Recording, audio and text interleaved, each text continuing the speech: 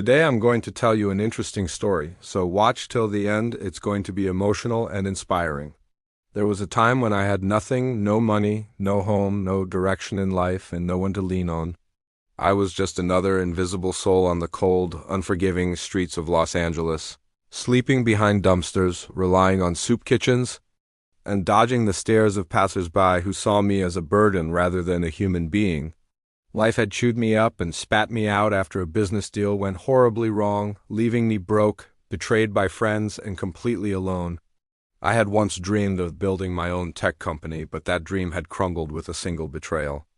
I was surviving, not living, until I met Emily, a woman who changed everything. She worked night shifts at a local diner. The first time she saw me, I was outside digging through the trash for leftover fries. Instead of turning away, she brought me a fresh plate of food, smiled, and sat down beside me. "You look like you've been through hell," she said, "but I bet there's still fire in you." No one had spoken to me like that in years. That night, she gave me more than just food, she gave me hope. Emily started meeting me every night after her shift. She'd bring leftovers, sometimes warm clothes, and one night, she brought a blanket and said, "You can't keep sleeping on cold concrete?" I didn't know why she was doing this for me, but every act of kindness chipped away at the wall I'd built around my heart. She never asked about my past unless I offered. She never pitied me, she just saw me as a person. As the weeks passed, we started talking more deeply. I told her about my failed startup, the betrayal, the debt, the depression that followed. She didn't flinch. "You failed because you tried. That still makes you braver than most," she whispered. Slowly I began to heal. One night she took me to a small church event where they were giving free haircuts and clothes to the homeless. For the first time in years, I looked in the mirror and saw a human being again. Clean clothes, a decent trim, and her hand in mine, it felt like life was rebooting. Emily encouraged me to apply for a janitor job at a local warehouse. I got it. It wasn't glamorous, but it paid just enough to rent a tiny room in a shared shelter. With a roof over my head, I started working double shifts and teaching myself coding again at night on borrowed library computers. Emily believed in me even when I didn't believe in myself.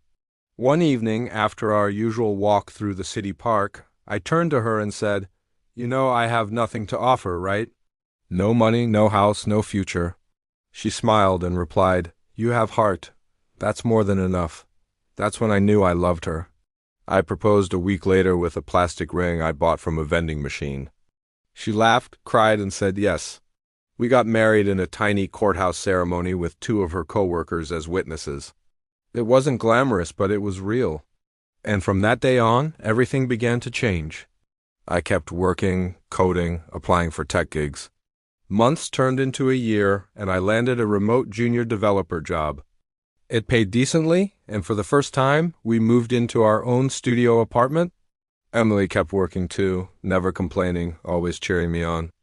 With her support, I built a small app to help gig workers track their schedules and payments, an idea born out of my time struggling with unstable work. To my surprise, it blew up. Downloads crossed 50,000 in 3 months.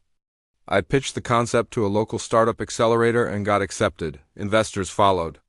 Within 2 years, I was running my own tech company again, this time smarter, leaner, and with Emily beside me every step of the way. Our tiny apartment became a condo, then a house. And finally, last year, I bought a mansion not to show off, but because I promised Emily that one day I'd give her the life she deserved. We walked into that mansion holding hands, tears in our eyes, remembering every cold night, every cheap meal, every hug that got us through. Now, I run a successful company with over 70 employees, many of whom come from tough backgrounds like mine. Emily helps run a nonprofit that supports women and children in shelters. We never forgot where we came from, and we never will. She married me when I had nothing. No car, no credit, no shoes, just hope. And she gave me everything. Today, we're not just rich in wealth, we're rich in love, purpose, and gratitude.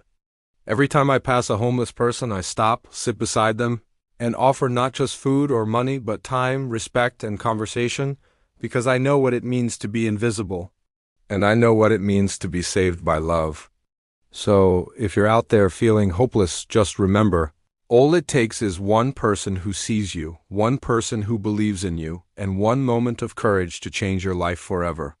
If you like this video, don't forget to like, share, and subscribe, and definitely leave a comment.